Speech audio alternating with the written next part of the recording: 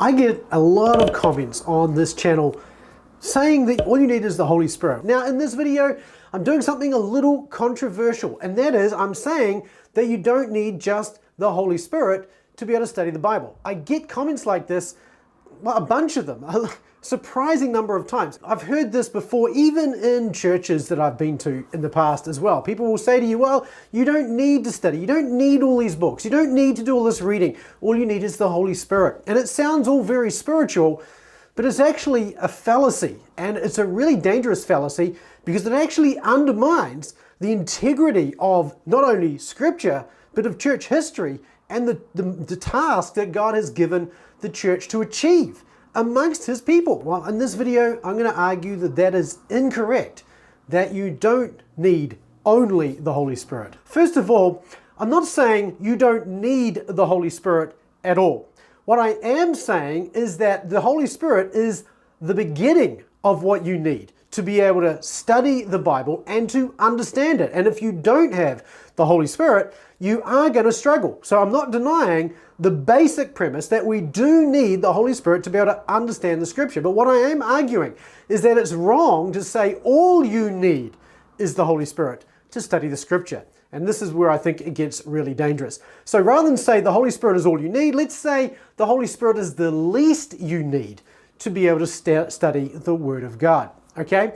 Now, the other thing you want to get right is hitting the like button. Just go ahead, hit the like button for me, and that helps the YouTube algorithm know that this is a helpful video. Okay, go ahead, do that. Let's get back into this. Before I start, let me just ask the question, why is this so prevalent in the church? I mean, we've got 2,000 years of scholars in the church who have written volumes and volumes of writing on the Bible and theology and history and all these different things.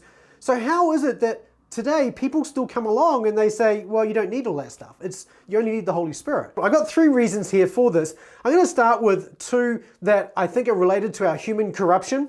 And I'm not saying that anybody particular has these issues, but I think these are two issues that are potentially very real. One is, first of all, we are naturally lazy as sinful human beings, and we want to take the shortest route to any given end point that we want to achieve. And the shortest route is not normally the best route. Now, sometimes it can be, but we've got to be careful with this, right?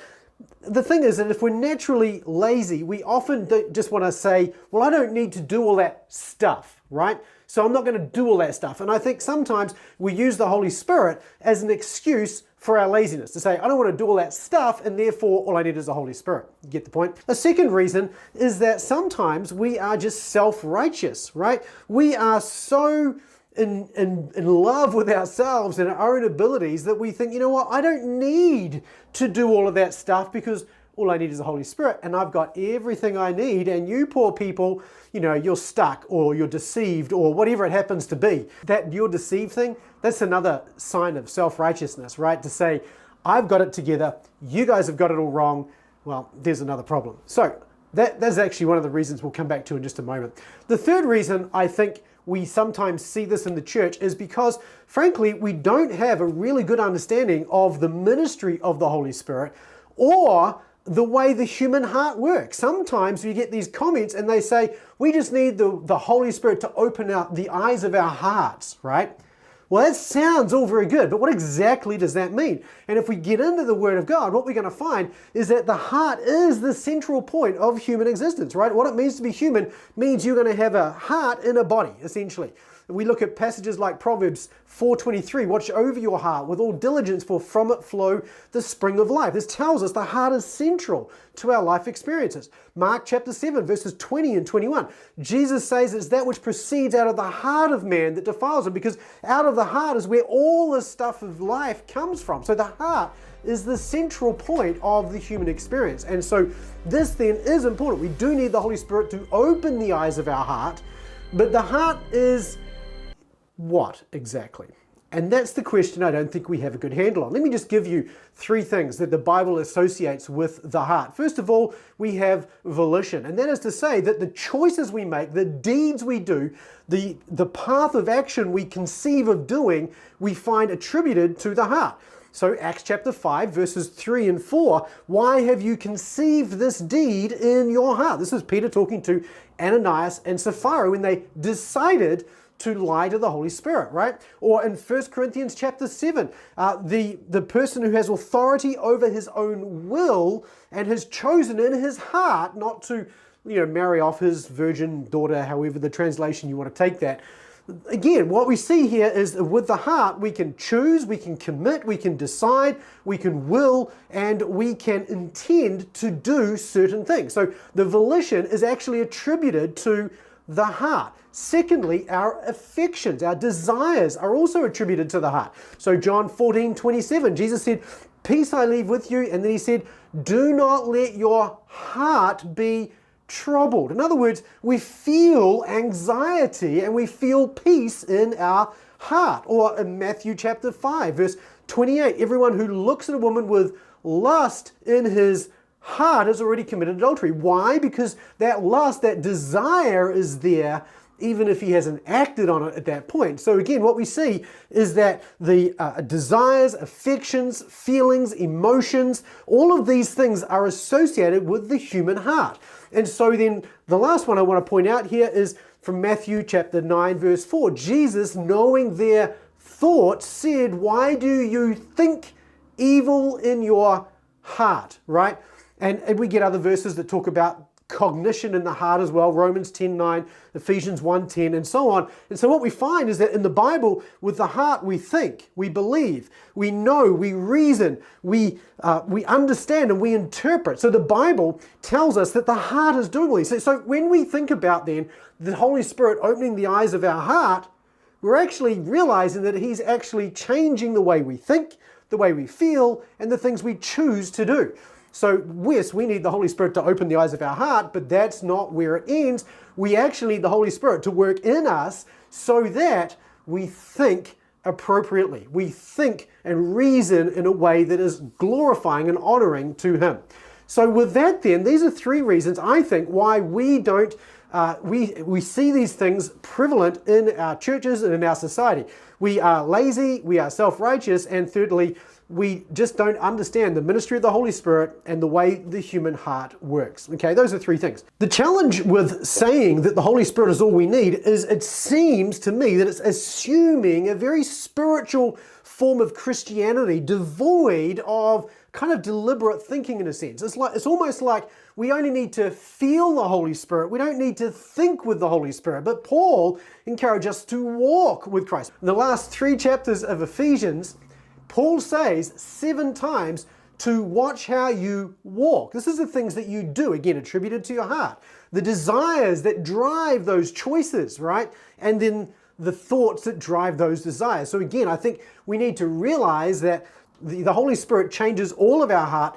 And sometimes when we say things like we only need the Holy Spirit, we don't need anything else, we're almost saying that we don't need to think as Christians. And hopefully you won't agree with that, and you'll know that you need to keep studying and learning to be able to grow in Christ-likeness, because the way the human heart works here is that we are to be transformed by the renewing of our mind.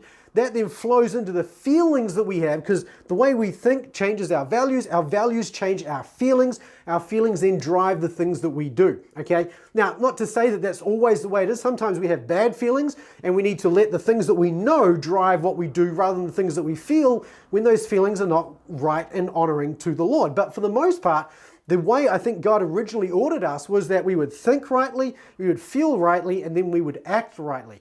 And of course, when that gets all corrupted, that's when we have trouble. So we need to be careful when we say all we need is the Holy Spirit. We don't want to assume that Christianity is a purely spiritual thing. Secondly, we want to be careful when we hear people say the Holy Spirit is all you need. It seems like there's this assumption there that human agency is not involved. And what I mean by that is essentially some of these people, it's like all you need is to be zapped from heaven and then you're going to understand the Bible. And that's just not the way it works. Let me make this really clear, because if you don't read your Bible, the Holy Spirit is not going to zap it into your head. And if you think He is, then you're not on the same path as every other Christian in the world who's genuinely on the path of holiness and sanctification in pursuit of Christ, right? So that's the key thing here, is that we are not to assume that the Holy Spirit just zaps this information into us. We actually have to work. This is why Paul said to Timothy, discipline yourself, right? Be diligent to present yourself worthy or before God, right? We have to work at this. None of this comes naturally. None of this comes easily. What does come naturally is that corruption, because that's the natural, direction of our hearts. And thirdly, when we say all we need is the Holy Spirit, it assumes that you can learn without benefit of other people. And this is where it just gets, to me, it just goes, I don't understand this at all. Really what you're saying is that all those people throughout church history, all they needed was the Holy Spirit. And when they wrote things down for the benefit of those around them, to capture their thoughts, the people around them had no use for that, essentially. And personally, I just think this is hubris. This is the height of stupidity. Really, if God was working in those people and they wrote down what they said, then surely some of that is going to be useful. Now, we're not saying that this is inspired, okay? I'm not arguing that all the things that have been written throughout church history is all inspired. Inspiration has to do with two core things. First of all, inerrancy, the quality of the writing, and secondly, authority, the fact that what God writes in His Word is authoritative. If it's authoritative and it's without error, that's kind of what comes behind this idea of inspired. Now, when we read books in church history, we argue that those are not inspired, but that does not mean that they are not helpful. Most of the people who will argue that all we need is the Holy Spirit will still read other books. Presumably, right? Even if it's just novels and things. And if that's the case, then we shouldn't be reading non-inspired works. All you should be reading is the Bible, and you shouldn't be using translations. You should only be using the original languages. And, well, let me just leave it there, because that's really where I want to go into this, because if you do want to learn the original languages, well, that's what we're all about, right? And now we're using our brain to understand the Word of God, and we're letting the Holy Spirit work with us without the veil of a translation, if you like, to sort of obfuscate what we find in the Word of God. And so this is, if you really do want to give the Holy Spirit the best opportunity to help you grow in Christ-likeness, there is no better way than to learn the languages so that you no longer have that veil of a language, so to speak, a translation between you and the original text. You can read them for yourself, you can immerse yourself in their culture, in their worldview, and understand the words they wrote in their own words, in their own phraseology, with their own thoughts and concepts sitting behind it. Yes, it's more work. Yes, it's going to take longer. Yes, you can't be lazy, but if you really want to be transformed, this is the way to go. And the Holy Spirit will use that work to help you to grow. Now, if you're interested in this, this is exactly what we do in Biblical Mastery Academy. It's all about helping you grow in Christ-likeness through these encounters with the Word of God. So go to bma.to and download our free starter pack to get you started in the biblical languages right there. And I look forward to serving you. And if you've already started down this track, then just keep taking small, consistent steps toward mastery, and don't forget to give thanks to the Lord for all that you've learned so far, and don't get stuck looking at all you've got to go in the future. There's so much more to learn, yes, but that is a joy, not a burden. Keep up the great work, keep taking small, consistent steps, and I look forward to seeing you in the next video. Until then, bang that like button for me, and don't forget to hit the subscribe button and bell as well. See you in the next video. Hey there, I'm Darryl Burling from Biblical Mastery Academy, and I'm here to help you learn the Word of God in the original languages so that you can study it, know Christ, and develop in your own love for Christ and love for His Word.